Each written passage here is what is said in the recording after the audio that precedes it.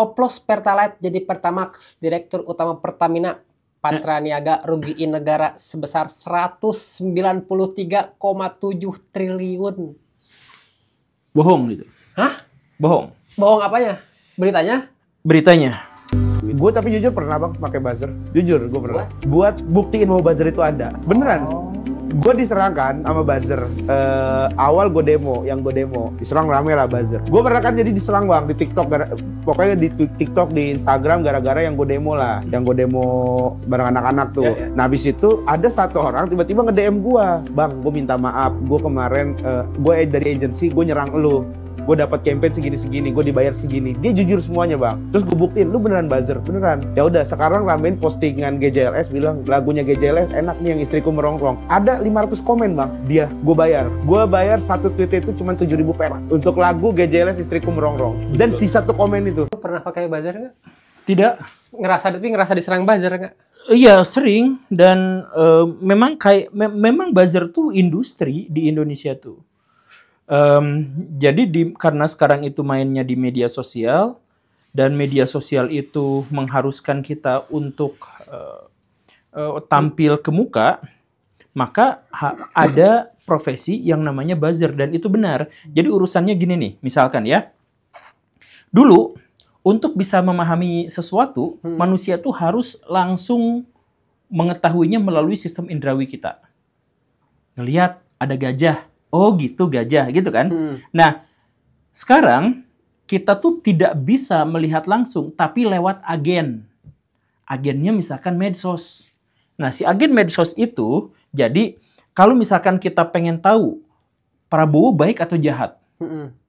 Kan kita gak bisa mengakses, gak pernah ketemu, udah susah. Tuh namanya juga presiden, protokolnya tebal berlapis-lapis. Nah tapi akan ada orang yang menjadi agen untuk memberitahu kepada kita Prabowo itu baik atau buruk.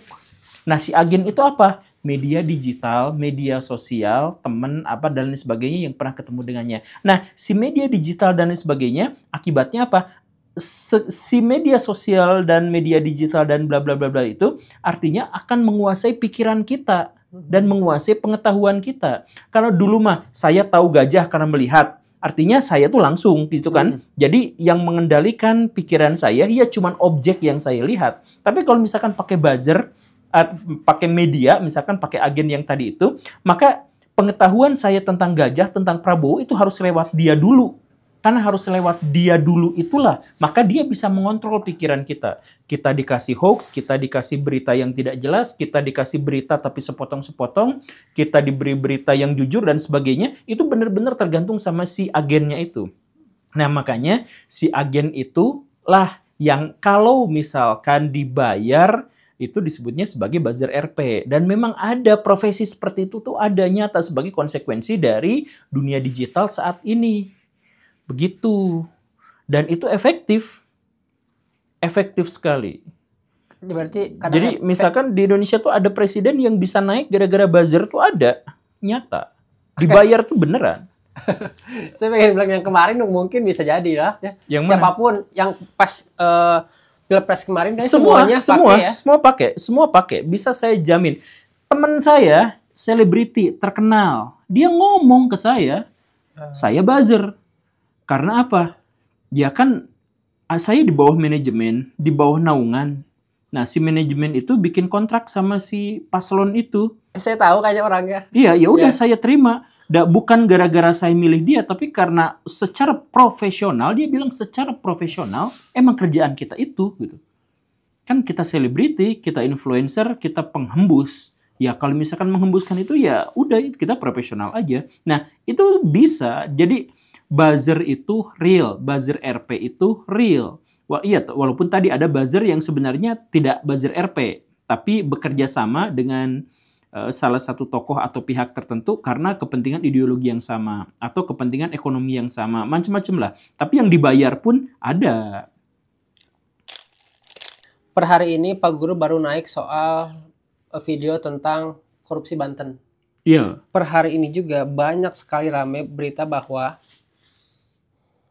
Oplos Pertalite jadi Pertamax, Direktur Utama Pertamina Patraniaga rugiin negara sebesar 193,7 triliun. Bohong gitu. Hah? Bohong. Bohong apanya? Beritanya? Beritanya. Yang betul apa? Yang Pak Guru tahu betul? Yang betul pertama itu adalah diduga. Harus pakai diduga dulu. Biar aman. Diduga. Nah, saya langsung kontak sebenarnya Pak Jaksa Agung. Pak Jaksa Agung muda gitu. Ngobrol, tapi sampai sekarang ya kan itu teh ada birokrasinya. Saya tuh pengen wawancara, tapi nanti kesini, nah kesininya itu yang sulit dari ngomong sama Jaksa Agung langsung, makan atuh protokolnya susah gitu ya. Tapi saya tuh sedang mengupayakan untuk ngobrol itu. Tapi intinya kayak gini nih, kalau yang dituduhkan oleh jaksa itu benar, yang dituduhkan oleh jaksa itu kan gini. Jadi si tukang Pertamina itu bikin rekayasa bahwa minyak kita tuh kurang sehingga harus impor. Satu, dari situ aja duit negara itu udah gila, udah habis, udah banyak. Karena seharusnya nggak impor, harus impor. Impor itu kan mahal. Dolar. Impor tuh menyebabkan kita kerugian tuh double. Satu, kita mendatangkan minyaknya ke Indonesia, ngimpor gitu ya.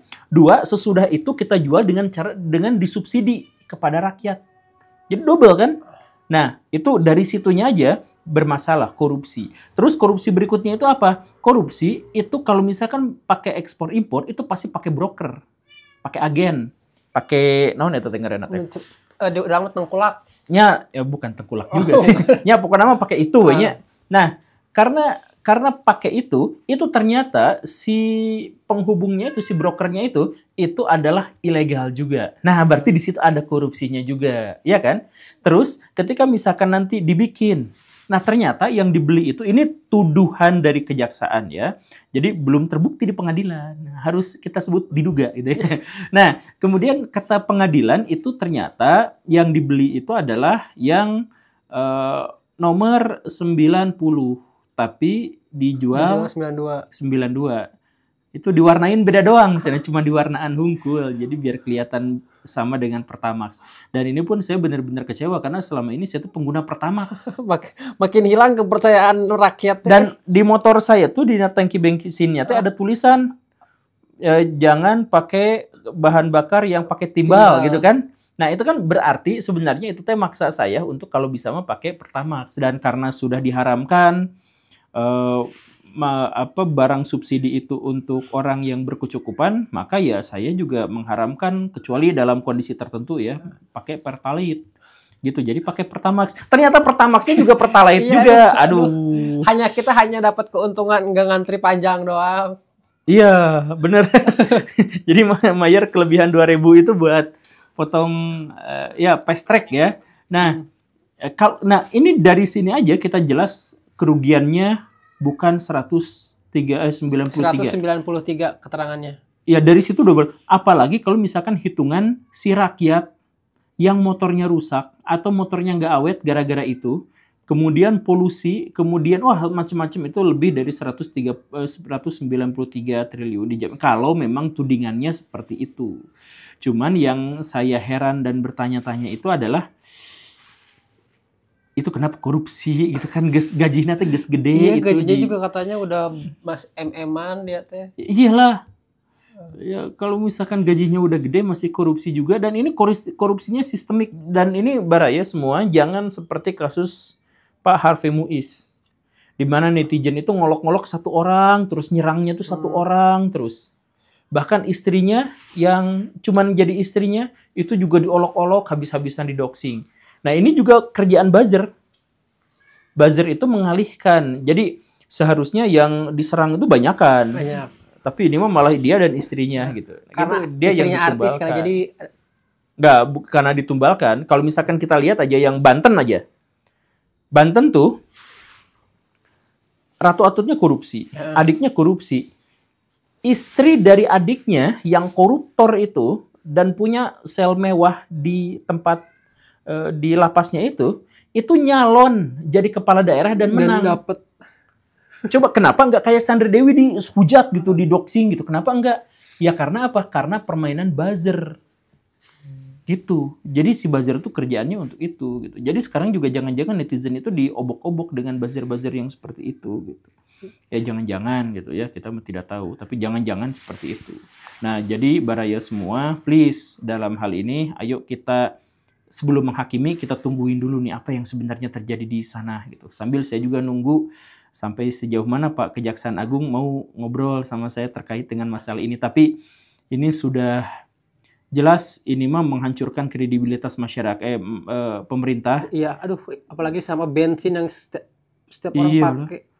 Coba bensin naik 500 perak di demona lila, bahkan sampai dijadikan bahan kampanye sama PKS. Kami menolak BBM. Ternyata BBM-nya BBM oplosan yang mahal teh ternyata yang murah gitu. Aduh, dan itu tuh katanya masih minimal sana. Angka segitu teh. Angka segitu teh masih minimal. Waduh. Jadi kita lihat Gimana kita perkembangan bisa selanjutnya. mempercayai ini? Video ini pejabat? dibuat ketika 1 hari setelah kejaksaan nangkep. Iya. Jadi video ini mungkin diupload entah kapan gitu ya, tapi seperti itulah. Kita jangan dulu bereaksi berlebihan. Cukup kita mah Tarik napas panjang, terus bilang monyet lu. saya mah tara ngomong gitu, tara ngomong kasar, saya mah Saya baik kesel orangnya. Pak Guru, maaf. Pak Guru, sekian untuk hari ini. Oh iya. Sampai jumpa lagi besok. Assalamualaikum warahmatullahi wabarakatuh. Waalaikumsalam warahmatullahi wabarakatuh.